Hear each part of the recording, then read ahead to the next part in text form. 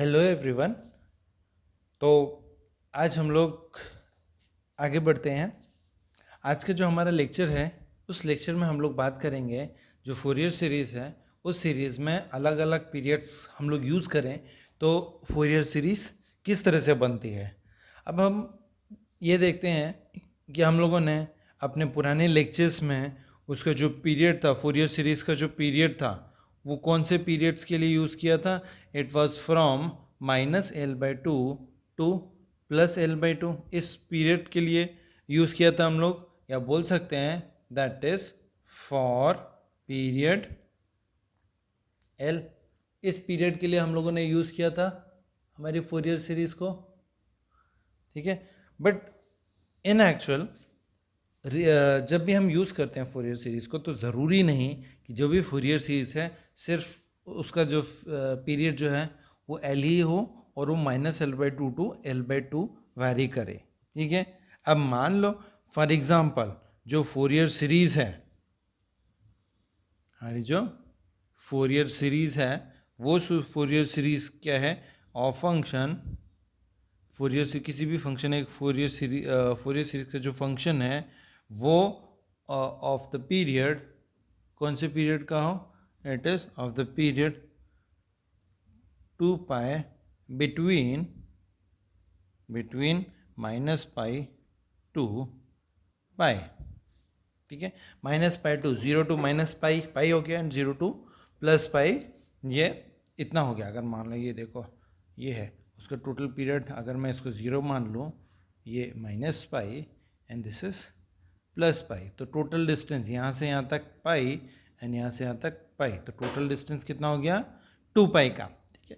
तो Fourier series जो है, फोरियर सीरीज़ का जो रेंज है पीरियड जो -π टू +π है, तो जो फोरियर सीरीज़ है वो फोरियर सीरीज़ की हो जाएगी हमारी फोरियर सीरीज़ में हम लोग लिखते हैं f(x) is equals to a0/2 plus summation from, अब ये तो आ जाएगा n is equals to 1 to infinity, अंदर जो बचेगा constant an cos of 2n πx divided by, अब यहाँ पर l की वैल्यू थी, l की वैल्यू आ गई 2π, नीचे लिख रहा हूँ थोड़ा सा, plus bn sine of 2n πx divided by 2π, ये भी डिनोमिनेटर में l था, तो हम बोल सकते हैं कि जो फोरियर सीरीज़ है वो सीरीज़ क्या हो जाएगी, this is equals to a0 divided by 2 और साथ में प्लस ये as it is summation over n is equals to 1 to infinity with in bracket. अब 2π से 2π कैंसिल हो जाएगा, ये बचेगा an cos of twice of sorry nx plus bn sine of again 2π से 2π कैंसिल nx, ये बचेगा हमारे पास। ये क्या हो गया हमारे पास, ये हो गया हमारी फोरियर सीरीज। तो हम बोल सकते हैं कि जो 5x है, सॉरी हमारी जो वेव फंक्शन 5x है उसका जो पीरियड है वो क्या है, किसका हो जाएगा, x प्लस 2π का, कि 2π इंटरवल के बाद या 2π पीरियड के बाद जो फोरियर सीरीज़ है वो अपने आप को रिपीट कर रही है, ठीक है। अब ये हो गया। अब हमारे पास जो कांस्टेंट्स हैं, जो फोरियर सीरीज़ है, फोरियर सीरीज़ कैसे निकलती है, ये कांस्टेंट्स की वैल्यूज़ निकाल के, कांस्टेंट की वैल्यूज़ क्या हो जाएगी, a0 an एंड bn, इन तीनों की वैल्यू। तो हम बोल सकते हैं the value of constants, the value of constants can be written as, क्या लिख सकते हैं कांस्टेंट की वैल्यूज़। अब सबसे पहला कौन सा आता है, पहला आता है constant a0 is equals to a0 क्या था, 2 डिवाइडेड बाई l था, l is 2π integral from -π to +π and next is 5x dx, ठीक है। ये हो गया, तो 2 से 2 कैंसिल हो जाएगा, ये बचेगा 1/π इंटीग्रल -π टू +π 5x dx, ये वैल्यू आ गई किसकी, ए नॉट की वैल्यू। नेक्स्ट आएगी हमारे पास ए एन की वैल्यू, तो सिमिलरली ए एन की वैल्यू लिख सकते हैं हम लोग। ए एन की वैल्यू क्या हो जाएगी, ए एन की वैल्यू जो है उसमें again same 2 divided by 2 divided by L था, ठीक है। तो अगेन ये भी 1/पाई integral from -pi to +pi 5x, आगे नेक्स्ट इज कॉस ऑफ, अब यहाँ पर अगेन क्या था, cos of 2n/x divided by L था, तो डिवाइडेड बाई 2 पाई, 2 पाई से 2 पाई कैंसिल, बचेगा nx, तो cos of nx dx। Similarly bn जो है वो भी सेम एज दैट इज 1/पाई integral from -pi to +pi 5x, बस छोटा सा चेंज है, कॉस की जगह यहाँ हो जाएगा it will be equal to sine, तो it will be sine of nx dx, ठीक है। तो ये तीनों के तीनों कॉन्स्टेंट्स की वैल्यूज आ जाएंगी फोरियर सीरीज में, जो तीनों कॉन्स्टेंट्स आते हैं, ठीक है। ये चीज़ आ गई। अब इसके बाद अगर हम लोग नेक्स्ट बात करें कि मान लो फॉर एग्जांपल अब ये जो पीरियड जो है, पीरियड चेंज होता है, तो बात करते हैं कि फंक्शन जो है, फंक्शन हैविंग पीरियड 2 पाई, पीरियड सेम है but can be defined from, अब हम लोगों ने क्या देखा था, 0 to 2 पाई, 0 to 2 पाई, हम लोगों ने पहले -पाई टू +पाई देखा था लास्ट वाले में, ठीक है। क्या देखा था, -पाई टू +पाई, यहाँ पर हम लोग 0 to 2 पाई की बात कर रहे हैं, ठीक है। तो उस केस में हम लोग बोलेंगे तो वेव फंक्शन जो है,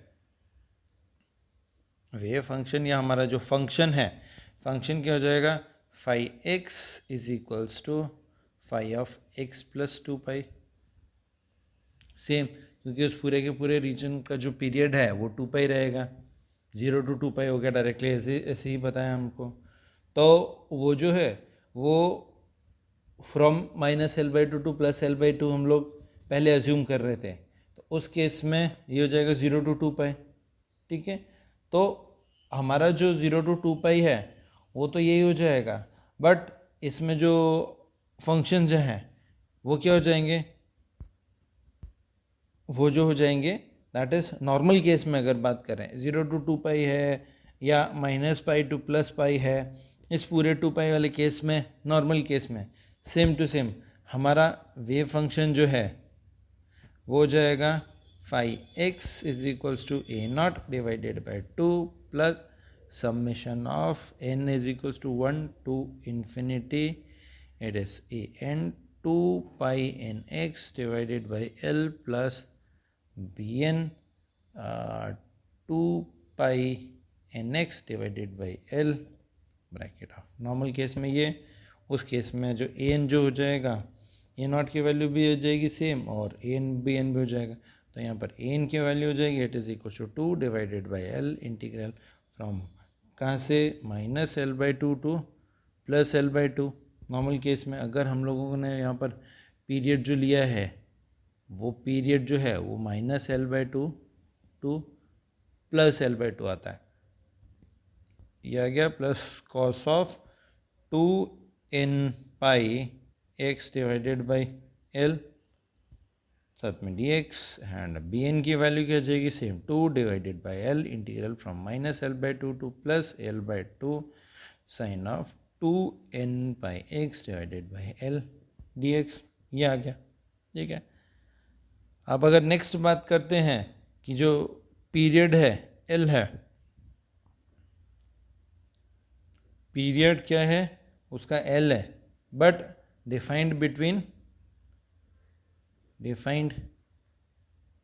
बिटवीन 0 to L आ गया, हमने पहले -L/2 टू +L/2 लिया, अब 0 to L आ गया फॉर एग्जांपल, तो उस केस में जो फंक्शन φx है it is equal to a0 divided by 2 plus summation n is equals to 1 to infinity within bracket an cos of 2n pi x divided by L plus bn sin of 2n pi x divided by L. क्यों? क्योंकि हमारे पास जो period define किया है 0 to L है L period. पहले भी कितना था? पीरियड L था, बट वो -L/2 प्लस L/2, इधर हाफ L इधर हाफ L, टोटल L. यहाँ पर 0 to L, तो टोटल L ही हुआ हमारे पास. तो वेव फंक्शन ये आ गया. एंड यहाँ पर ए एन की जो वैल्यू है, a n is equals to 2 divided by L integral from 0 to L है यहाँ पर. ठीक है, 0 to L एंड साथ में 5x cos of 2n pi x divided by L आएगा dx. एंड सिमिलरली bn जो है 2 divided by L integral from 0 to L 5x. Next is sin of 2n pi x divided by L dx. ठीक है, ये दोनों आ जाएंगी. अब ये तो हो गया 0 to L के बीच में. ठीक है, अब अगर नेक्स्ट आगे चलते हैं. ठीक है, अब आगे मानते हैं कि जो हमारा वेव फंक्शन है, वेव फंक्शन ऑब्वियसली 5x जो है वो 5x का जो पीरियड है वो period again is L, but defined between.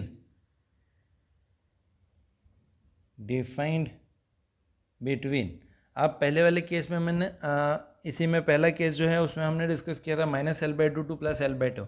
इसके बाद नेक्स्ट हम लोगों ने डिस्कस किया 0 to L. अभी हम बात कर रहे हैं -π to +π, बिटवीन -π to +π. ठीक है, ये डिस्कस करेंगे. तो हमारा जो वेव फंक्शन है वो क्या हो जाएगा? 5x is equals to obviously पहले a0 divided by 2 plus summation from n is equals to 1 to infinity, तो एज इट इज सेम रहेगा, प्लस साथ में a n cos ऑफ. अब यहाँ पर क्या था? अब देना पीरियड जो है L है. ठीक है, बट L जो है टोटल -π to +π/2 है, तो वो कितना हो जाएगा? 2π हो जाएगा. तो 2n pi x divided by L जो है वो 2π हो जाएगा. तो ये तो कैंसिल हो जाएगा, हमारे पास बचेगा nx plus bn sine of nx. ठीक है, यहाँ पर an की वैल्यू क्या हो जाएगी? an is equals to again 1 divided by pi. ठीक है, 2/L था, L इज 2π, तो 2 से 2 कैंसिल, 1π बचेगा. नेक्स्ट इज इंटीग्रल कहाँ से कहाँ तक? -π to +π, -π to +π. Next is an है, तो हमारे पास 5x रह गया. दिस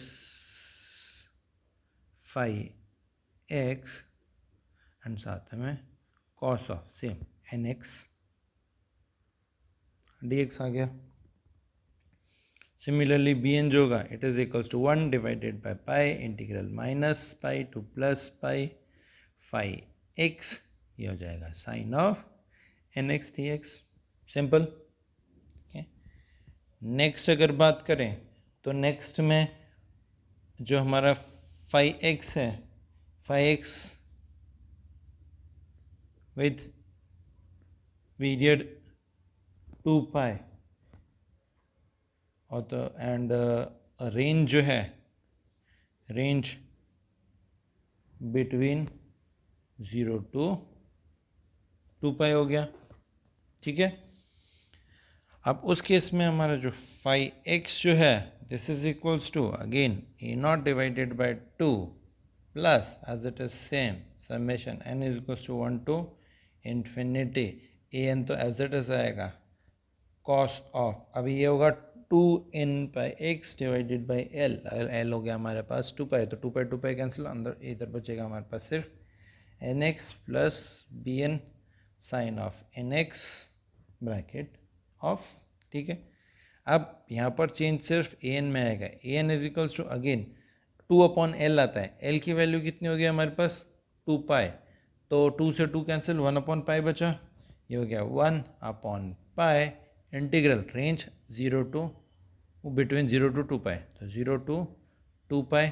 नेक्स्ट हमारा क्या बचा, एज इट इज 5x आ गया, यहाँ पर आएगा कॉस ऑफ अभी again nx dx।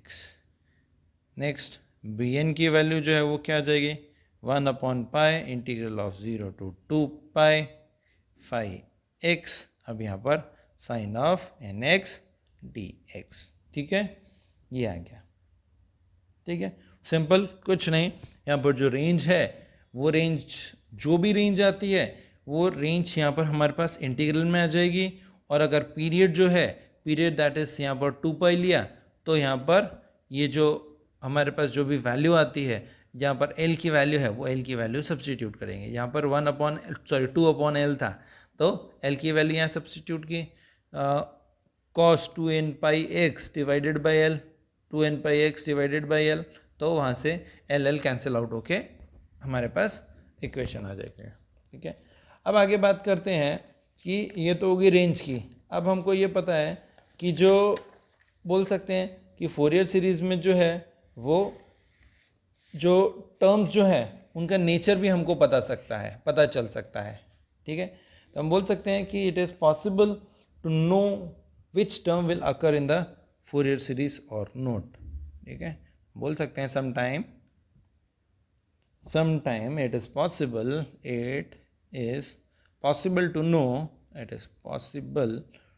to know, which term in Fourier series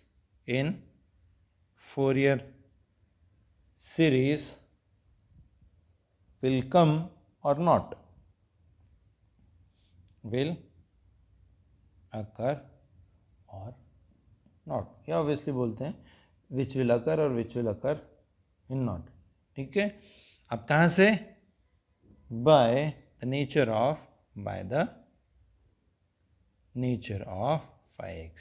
ठीक है, 5x के नेचर को देख के हम लोग आराम से बता सकते हैं कि कौन सी टर्म आएगी एंड कौन सी टर्म नहीं आएगी। तो उसमें से हम लोग पहले की बात करते हैं, पहला है इवन फंक्शन। अब मैं इवन फंक्शन की अगर बात करूं तो इवन फंक्शन में बोल सकते हैं कि अगर 5x जो है वो -x इज इक्वल्स टू 5 ये कंडीशन एग्जिस्ट करती है, या 2 pi -x is equals to 5x। ठीक है, अगर x की वैल्यू जो है वो माइनस है, वो 5x के बराबर है, या 2 पाई -x वो भी 5x के बराबर है। ठीक है, तो these are called even functions। इनको हम लोग इवन फंक्शन बोलते हैं। अब इस केस में सिर्फ और सिर्फ cosine terms of Fourier series will occurs. ठीक है, हम बोल सकते हैं in this case only cosine functions या cosine terms will occur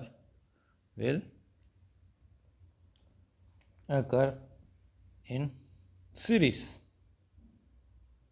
इस केस में हमारे पास जो है bn इज इक्वल्स टू 0 आएगा। ठीक है, अब इवन फंक्शन है जिसका पीरियड 2 पाई था, ठीक है, वो आसानी से हम लोग दिखा सकते हैं कि किस तरह से रिप्रेजेंट होता है। जैसे कि ये फिगर बना देता हूँ, इसमें अगर मान लो ये -पाई +पाई -2 पाई, दिस इज +2 पाई। ठीक है, तो जो फंक्शन है वो कुछ इस तरह का आएगा, या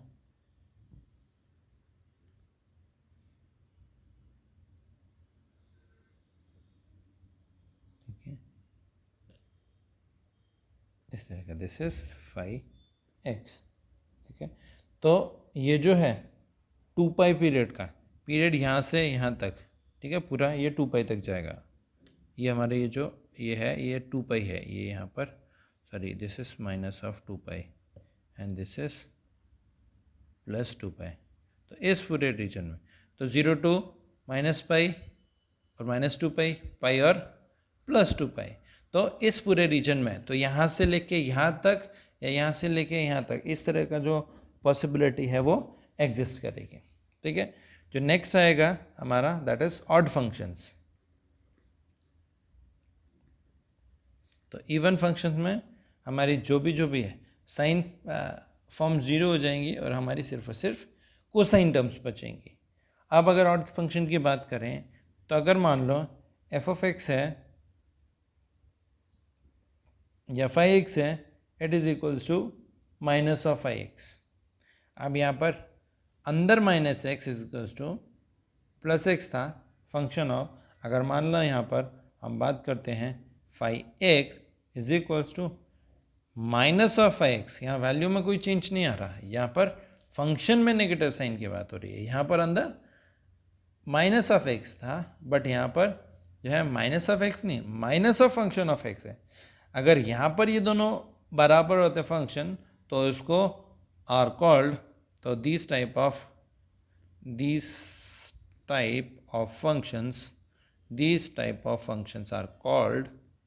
functions are called odd functions.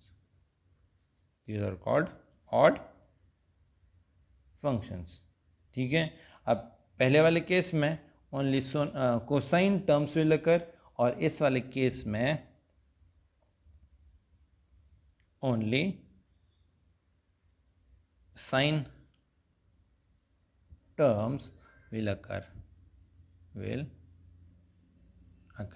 और इस वाले केस में जो ए एन की वैल्यू है वो ए एन की वैल्यू 0 हो जाएगी, ठीक है। और यहाँ पर जो फंक्शन है वो कुछ इस तरह का आएगा। अगर फंक्शन को हम लोग ड्रॉ करें तो it is 0 to pi 2 pi, this is minus pi, this is minus of 2 पाई, ये हमारा पाई एंड 2 पाई था। तो यहाँ पर ये जो है वो यहाँ से पाई और यहाँ पर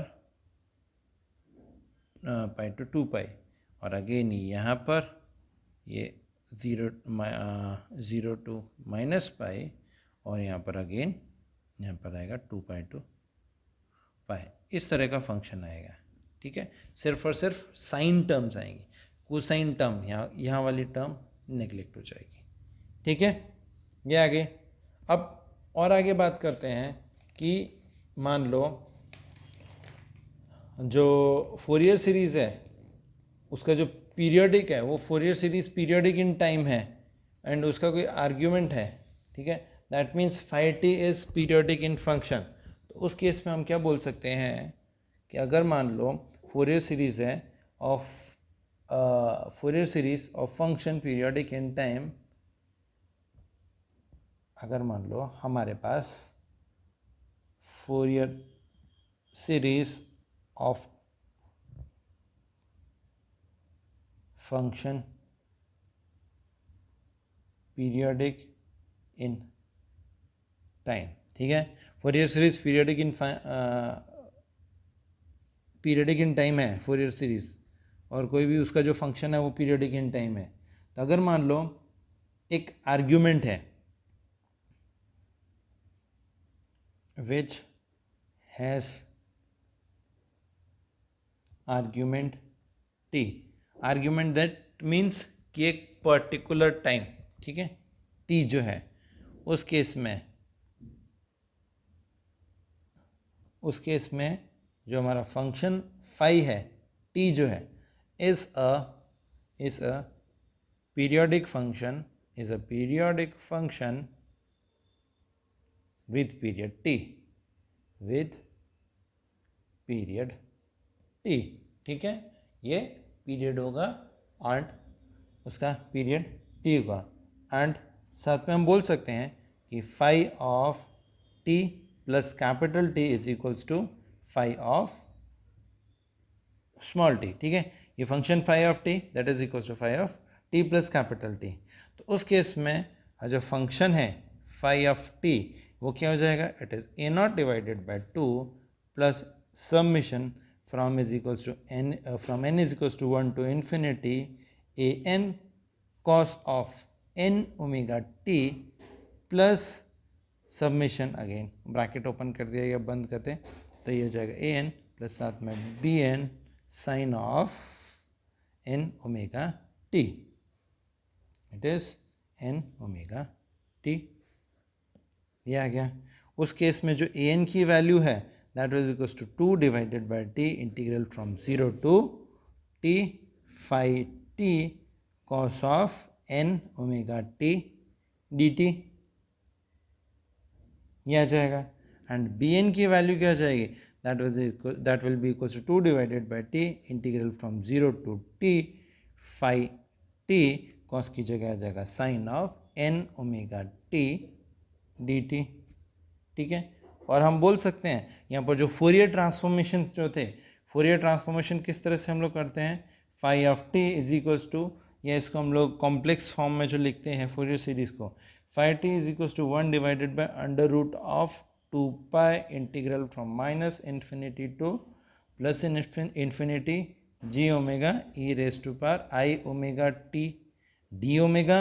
एंड सिमिलरली अब इसका फोरियर ट्रांसफॉर्म क्या हो जाएगा, g omega is equals to 1 divided by under root of twice of pi integral from minus infinity to plus infinity phi T E raise to power minus of i omega t d t. Similarly ये सारे के सारे result जो हैं जो हम लोगों ने लिखे हैं, तो जैसे मैंने बताया यहाँ पर ये जो फाई टी है ये क्या है, phi t and g t. Phi t क्या है, it is the Fourier transform of g omega. तो हम बोल सकते हैं phi t and g omega are Fourier transform of each other, ये एक दूसरे के फोरियर ट्रांसफॉर्म है। एक फोरियर ट्रांसफॉर्म है, एक इन्वर्स ऑफ फोरियर ट्रांसफॉर्म है, ठीक है। यहाँ पर तो यहाँ तक तो आ जाता है हमारा फोरियर ट्रांसफॉर्म, ठीक है।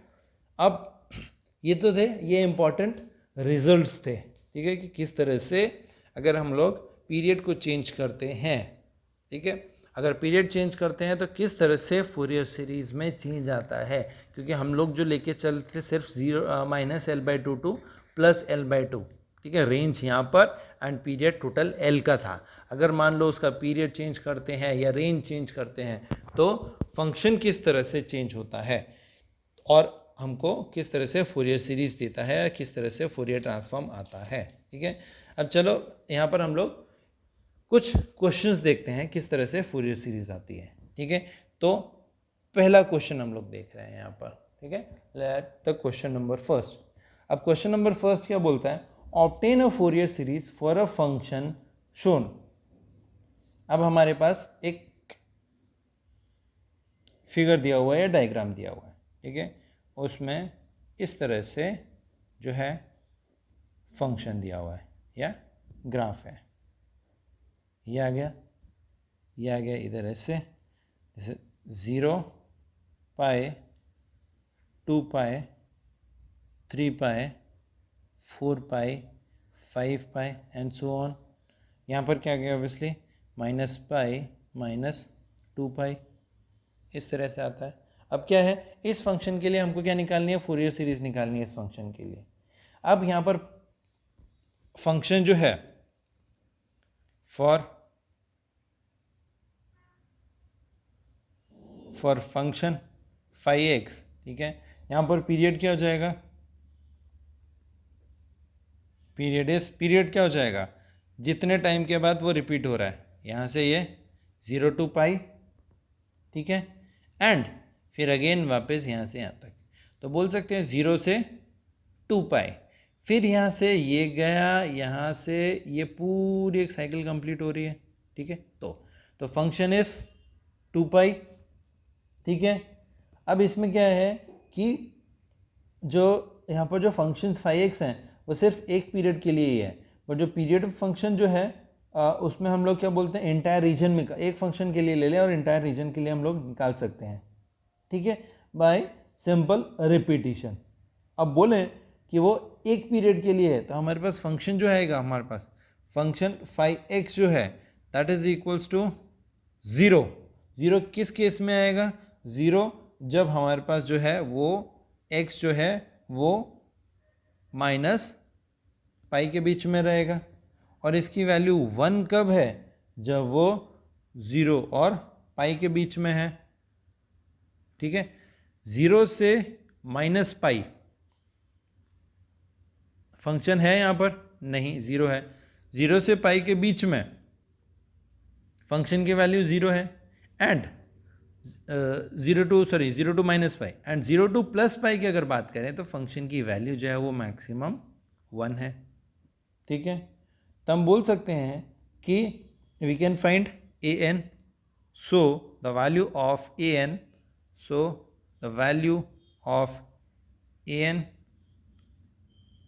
कैन बी रिटन एज, क्या हो जाएगी? ए एन की value, a n is equals to, पहले क्या था 2 डिवाइडेड बाई एल, अब एल क्या है हमारे पास? 2 बाई है, तो 2 कैंसिल, तो ये बचेगा 1 डिवाइडेड बाई पाई। अब आ गया इंटीग्रेशन। अब रेंज क्या थी इसकी, कहाँ से कहाँ तक थी? It is minus pi to plus pi, तो it is minus pi to plus pi. Again हमारे पास फंक्शन 5x एन के साथ कॉस ऑफ यहाँ पर एन एक्स डी एक्स। ठीक है, 2n pi x d x divided by 2n pi divided by L जो था, एल इज 2 पाई, तो 2 पाई कैंसिल, एन एक्स बचा हमारे पास। ठीक है, इज इक्वल्स टू, अब 5x की वैल्यू 0 और 1 दोनों है, तो अब इस रेंज में दोनों वैल्यू ले लेते हैं, तो ये जाएगी 1 डिवाइडेड बाई पाई इंटीग्रल कहाँ से? माइनस पाई टू 0 आई, ये आएगा 5x cos of nx dx plus 1 divided by pi integral minus pi to 0 and 0 to pi, minus pi to 0 and 0 to pi, तो ये आ गया 5x cos of nx dx, ये आ गया। दिस इज इक्वल्स टू, अब ये जो वैल्यू है डालो, माइनस पाई टू 0 फंक्शन की वैल्यू 0 और 0 टू पाई फंक्शन की वैल्यू 1, तो हम बोल सकते हैं 1 divided by pi integral of minus pi to pi f x की value, sorry minus pi to 0 है, फंक्शन की वैल्यू पहले केस में 0 है, तो this is 0 cos of n x d x plus दूसरे केस में जो हमारा फंक्शन है 0 टू पाई के बीच में, 0 टू पाई के बीच में फंक्शन इज 1, तो 1 cos of n x d x हो गया। दिस इज इक्वल टू, ये 0 तो ये पूरा का पूरा फंक्शन 0 प्लस हमारे पास ये बचेगा 1 upon pi integral from 0 to pi cos of n x d x. ठीक है, कॉस का इंटीग्रेशन साइन, तो ये हो जाएगा 1 divided by pi sine of n x and फिर एन एक्स का हो जाएगा divided by n and 0 to pi. ठीक है, अब बात करते हैं कि जो पाई की वैल्यू है, ये जो फंक्शन की वैल्यू है, फंक्शन की वैल्यू 0 हो जाएगी। अब मान लो कि यहाँ पर हम लोग 0 टू पाई की बात करते हैं, अब पाई में इंटीजर आता है n, अब यहाँ पर 0 डालेंगे तो x की वैल्यू 0, तो साइन ऑफ 0 इज 0, तो दैट मीन्स ये जो फंक्शन है ये सिर्फ फंक्शन 0 हो जाएगा for x is equals to 0। और अगर मान लो फंक्शन की बात करते हैं, अगर n नॉन ज़ीरो है, ठीक है, 1 पाई 2 पाई 3 पाई 4 पाई है, तो उस केस में ये जो है इक्वल्स टू 1 हो जाएगा। ठीक है, तो हमारे पास जो a0 की वैल्यू है, a0 की वैल्यू क्या हो जाएगी? That will be equals to 1। That means a0 की वैल्यू क्या हो जाएगी? यहाँ पर a0 will be equals to 1 पहले वाले केस में। ठीक है, और नेक्स्ट आगे बात करते हैं, क्योंकि ये हो गया, नेक्स्ट आगे बात करते हैं। बाकी सारे के सारे केस में अगर हम बात करें, Sai n pi 1 2 3 4 5 6 7 n is non zero, तो उस केस में सारी की सारी जो टर्म्स हैं, कौन सी टर्म्स आ गई? ए टर्म आ गई, a1 आ गया, A2 आ गया, A3 आ गया एंड सो ऑन, ये सारी की सारी अप टू AN, ये सारी की सारी वैल्यूज़ क्या हो जाएगी, 0 हो जाएगी। ठीक है, ये तो हम लोगों ने क्या फाइंड किया, जो कोफिशिएंट A थे उनकी वैल्यू। नेक्स्ट हमारे पास क्या बचा, कोफिशिएंट बचा B। अब ये जो नेक्स्ट कोफिशिएंट है, नेक्स्ट कोफिशिएंट देखते हैं, तो नेक्स्ट कोफिशिएंट Bn, तो Bn जो है that is equals to again 1/पाई, सेम हो जाएगा, बस कॉस की जगह साइन हो जाएगा। दिस इज सॉरी रेंज हो गया -pi to +pi, phi x cos की जगह साइन ऑफ nx dx आ गया। दिस इज इक्वल्स टू, अब रेंज ब्रेक कर दो, 1/पाई आ गया, it is -pi to 0 phi x sine of nx dx plus 1/पाई साइन ऑफ, सॉरी इंटीग्रल रह गया 0 to pi sine of nx dx रह गया। अब अगेन फंक्शन की वैल्यू फाई एक्स जो है, फाई एक्स किस केस में 0 है, -पाई टू 0, फंक्शन क्या है 0 है, और 0 टू पाई फंक्शन हो गया 1, तो लिखो इसकी वैल्यू 1/पाई -पाई to 0, function is 0, it is sine of nx dx plus 1/पाई इंटीग्रल 0 टू पाई, फंक्शन की वैल्यू है 1 and next is sine of nx dx। Sorry यहाँ पर हमारे पास फाई जो है फाई एक्स फंक्शन लिखना रह गया, ये हो गया। दिस इज इक्वल्स टू, ये पूरी की पूरी टर्म 0, क्योंकि 0 इंटू साइन एक्स 0, नेक्स्ट पूरा 0, 0 plus integral 0 to pi sine of nx dx बचा। ठीक है, this is equals to again sine का इंटीग्रल कॉस ऑफ nx, तो सॉरी माइनस कॉस आ जाएगा, अरे 1/पाई रह गया, तो this is equals to sine का माइनस कॉस, तो माइनस ऑफ 1/पाई इसका हो गया cos of nx divided by n। ठीक है, 0 टू पाई। ठीक है, अब यहाँ पर देखते हैं, अगर x की वैल्यू 0 डालते हैं, ठीक है, x की वैल्यू 0 डाल तो cos 0 इज इक्वल्स टू 1। ठीक है, n बार आ गया, n इज कांस्टेंट, n बाहर आ गया तो n पाई हो गया, this is equals to -1 divided by n pi. ठीक है, अब उस केस में, पहले वाले केस में cos 0 डालते हैं, तो cos 0 इज इक्वल्स टू 1। ठीक है, और अगर मान लो अब पाई डालते हैं, ठीक है, तो उस केस में वैल्यू क्या हो जाएगी, इवन। ठीक है, तो ये जो फंक्शन है, इस फंक्शन को अगर हम सॉल्व करें, -1 raise to power n minus of 1। ठीक है, अब यहाँ पर क्या हो गया, ये जो फंक्शन है वो 0 कब होगा, इफ n इज इवन। ठीक है, and this will be equals to 2 divided by n pi if n is odd. ठीक है, इन दोनों केस में फंक्शन की वैल्यू ये हो जाएगी। तो अब ये जो दोनों वैल्यू है an और bn की वैल्यू सब्स्टिट्यूट की हमारे फाई एक्स में, तो substituting the value of the values of an and bn and a naught in phi x, तो हमारा जो फंक्शन होगा फाई एक्स, ठीक है, ए एन जो था a n that means a naught की वैल्यू 1 हो जाएगी। अब ए नॉट की वैल्यू 1, तो हमारा पहली टर्म जो है a naught divided by 2, a naught is 1, तो ये जाएगा 1 डिवाइडेड बाई 2।